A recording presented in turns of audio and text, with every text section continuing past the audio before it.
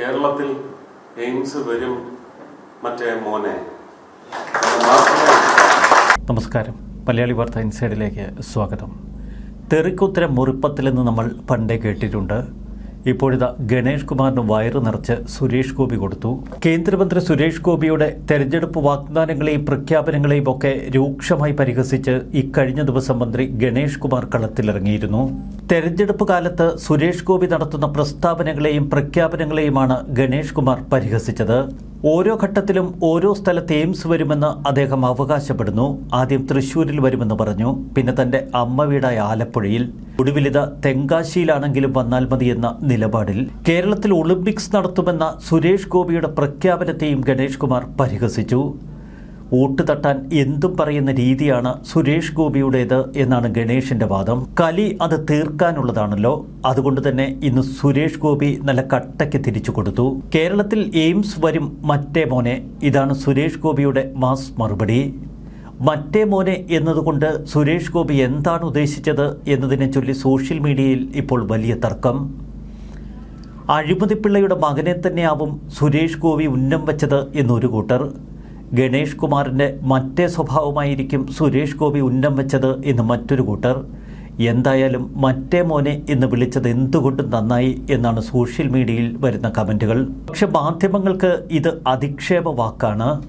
സുരേഷ് ഗോപി ഗണേഷ് കുമാറിന് നേർക്ക് അധിക്ഷേപം ചൊരിഞ്ഞുവെന്നൊക്കെയാണ് മാധ്യമങ്ങൾ റിപ്പോർട്ട് ചെയ്യുന്നത്. ആരുടെയും പേര് പ്രത്യേകമായി സുരേഷ് ഗോപി എടുത്തു പറഞ്ഞില്ല. എങ്കിലും ആ മറ്റേ മോനെ വിളിയിൽ കാര്യം പിടികിട്ടി ജനങ്ങൾക്ക്. തൃപ്പൂണിത്തുറ NM ഹാളിൽ BJP സംഘടിപ്പിച്ച വികസിത തൃപ്പൂണിത്തുറയ്ക്കായി എന്ന യോഗം ഉദ്ഘാടനം ചെയ്ത് സംസാരിക്കുകയായിരുന്നു സുരേഷ് ഗോപി. എയിംസിനായി കൂടുതൽ ജില്ലകളുടെ പേരുകൾ നിർദ്ദേശിക്കാൻ 2015 മുതൽ കേന്ദ്ര സർക്കാർ കേരളത്തിലെ ആരോഗ്യ വകുപ്പിനോട് ആവശ്യപ്പെടുന്നു. പുച്ഛം കാണും കേരളത്തിൽ എയിംസ് വരുമെന്ന് പറയുമ്പോൾ പലരും അങ്കലാപ്പിലുമാകുന്നുണ്ട്.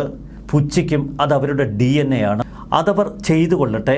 POS മിഷനെക്കുറിച്ചും ഇന്ത്യയിലെ സാധാരണക്കാരായ ആളുകളുടെ പച്ചക്കറി മാർക്കറ്റിൽ വരെ ഡിജിറ്റൽ ട്രാൻസാക്ഷൻ വരുമെന്നും അരുൺ ജെയ്റ്റ്ലി പറഞ്ഞപ്പോൾ രാജ്യസഭയിൽ നിന്നുകൊണ്ട് വലിയ സാമ്പത്തിക വിദഗ്ധൻ, സുപ്രീം കോടതിയിലെ വലിയ വക്കീൽ രാജാവ് എന്താണ് പുച്ഛിച്ചത് എന്ന് നിങ്ങൾ കണ്ടതല്ലേ. പിന്നെ ഉരുളക്കിഴങ്ങും തക്കാളിയും ഒക്കെ വിൽക്കുന്നവർ ഉടൻ തന്നെ POS ഒക്കെ വെച്ച് അങ്ങ് ഉണ്ടാക്കിക്കളയും.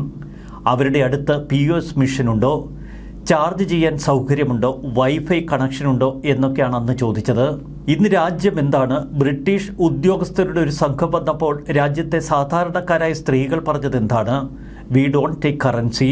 ഈ തലത്തിലേക്ക് ഇന്ത്യ എത്തി എങ്കിൽ കേരളത്തിൽ എയിംസ് വരും മറ്റേ മോനെ എന്നാണ് സുരേഷ് ഗോപിയുടെ പ്രയോഗം.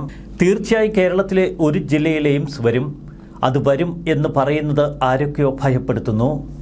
അങ്ങനെയുള്ളവർ ആ ഭയത്തിൽ മുങ്ങി മരിക്കട്ടെ എന്ന് സുരേഷ് ഗോപി പരിഹസിച്ചു.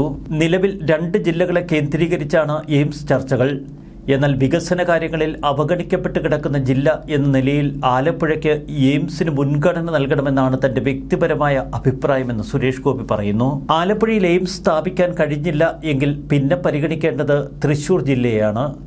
ആലപ്പുഴയിൽ അല്ലെങ്കിൽ തൃശ്ശൂരിൽ എയിംസ് നൽകുന്നതാണ് നല്ലതെന്നും സുരേഷ് ഗോപി പറയുന്നു. സുരേഷ് ഗോപി ഗണേഷിന് കട്ടയ്ക്ക് മറുപടി കൊടുത്തു. എന്നാൽ ഗണേഷിന് ഇപ്പോൾ മിണ്ടാട്ടമില്ല. കാരണം മുഖമടച്ചുള്ള മറുപടിയാണ് സുരേഷ് ഗോപിയുടേത്. ഒരു നിലപാടാണ്. 2016 രാജ്യസഭാ അംഗമാകുന്നതിന് മുമ്പ് 2015 കൂടുതൽ എയിംസുകൾ, എല്ലാ സംസ്ഥാനത്തിനും ഓരോ എയിംസ് എന്ന് പറയുന്ന പദ്ധതി വരികയാണെങ്കിൽ 2015 ശ്രീ മോദിജിയുമായിട്ടുള്ള ബന്ധത്തിന്റെ പുറത്ത് അന്നും അദ്ദേഹത്തോട് ആവശ്യപ്പെട്ടത് ആലപ്പുഴ ഇത്രയും അടിതെറ്റി കിടക്കുന്ന, എല്ലാ അർത്ഥത്തിലും ചവിട്ടിത്തേക്കപ്പെട്ട് രാഷ്ട്രീയപരമായി വഞ്ചിക്കപ്പെട്ട് കിടക്കുന്ന ഒരു പ്രദേശം, അവിടുത്തെ പ്രജകൾ അവർക്ക് അനുഗ്രഹമായി തീരണം എന്ന് പറഞ്ഞ് ആലപ്പുഴയുടെ രാഷ്ട്രീയവും അരാഷ്ട്രീയവും അവരുടെ അസ്തിത്വത്തെ ചോദ്യം ചെയ്യുന്ന തരത്തിലുള്ള വീഴ്ചയെ സംബന്ധിച്ച് ശ്രീ നരേന്ദ്രമോദിക്കും ശ്രീ JP നഡ്ഡയ്ക്കും അന്ന് കൊടുത്ത വിവരങ്ങളുടെ അടിസ്ഥാനത്തിൽ ask your chief minister to give us more names. ഇപ്പോഴും അത് തന്നെയാണ് ആവശ്യപ്പെടുന്നത്.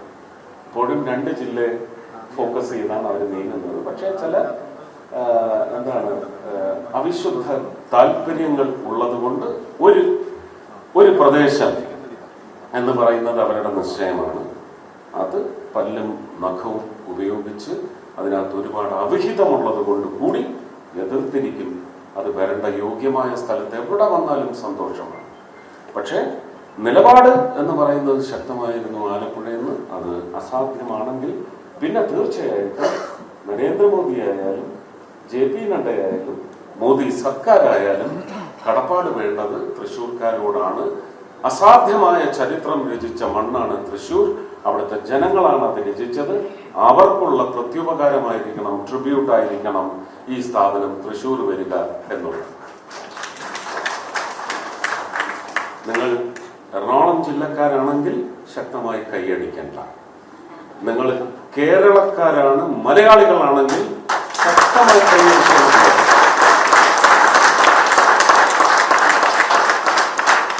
ഞാൻ തൃശ്ശൂരിന്റെ MP ആയി നിങ്ങൾക്ക് സംസാരിച്ചിട്ടില്ല. തൃശ്ശൂരിന്റെ മന്ത്രിയായിട്ട് ഞാൻ സംസാരിച്ചിട്ടില്ല. വികസനം എന്താണ് ശ്രീ നരേന്ദ്രമോദി പറയുന്നത്? സബ്കാ സാത്ത്, सबका विश्वास, सबका प्रयास और सबका विकास ആണോ? അപ്പൊ ആലപ്പുഴക്കാരും തൃശ്ശൂർക്കാരും ഒന്നും സബ്കായിൽ പെടില്ലേ? ആലപ്പുഴ എന്തുകൊണ്ട് എന്ന് ഞാൻ പറഞ്ഞു കഴിഞ്ഞു.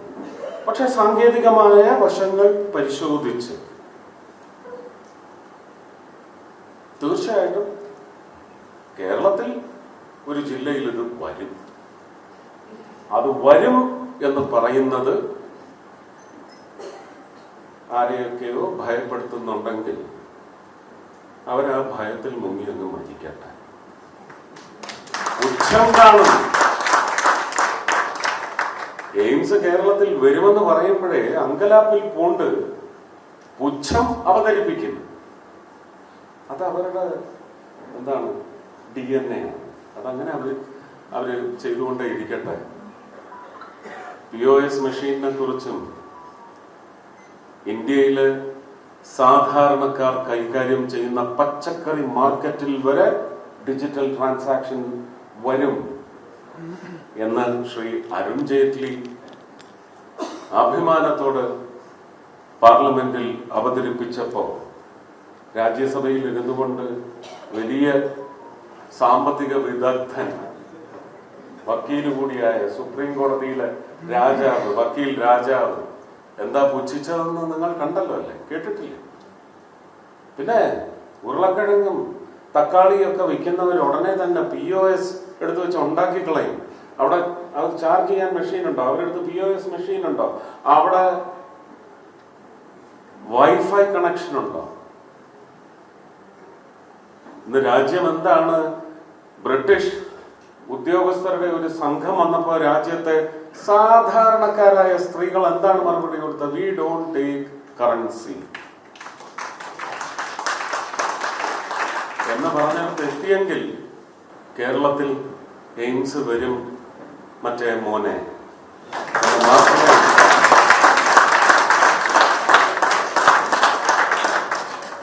വരും. പക്ഷെ കേരളത്തിലെ ജനങ്ങൾ കൂടി ഈ പുച്ഛം, ഈ തള്ളിപ്പറച്ചിൽ ഇതെല്ലാം വ്യക്തമായി നിങ്ങളുടെ ഹൃദയത്തിൽ പതിപ്പിക്കണം. ഇതിന് പ്രതികാരം ചെയ്യേണ്ടത് ഞങ്ങളല്ല. പ്രതി നടപടി സ്വീകരിക്കാൻ ഞങ്ങൾ പ്രാപ്തരാണ്. അതിന് ഞങ്ങൾക്ക് ഉത്തരവാദിത്വമുണ്ട്. പ്രതികാര നടപടി സ്വീകരിക്കേണ്ടത് കേരളത്തിലെ ജാതിക്കും മതത്തിനും എല്ലാ രാഷ്ട്രീയത്തിനും അതീതമായ ജനങ്ങളാണ് പ്രതികാരം നടപ്പിലാക്കിയെടുക്കേണ്ടതെന്ന് മാത്രം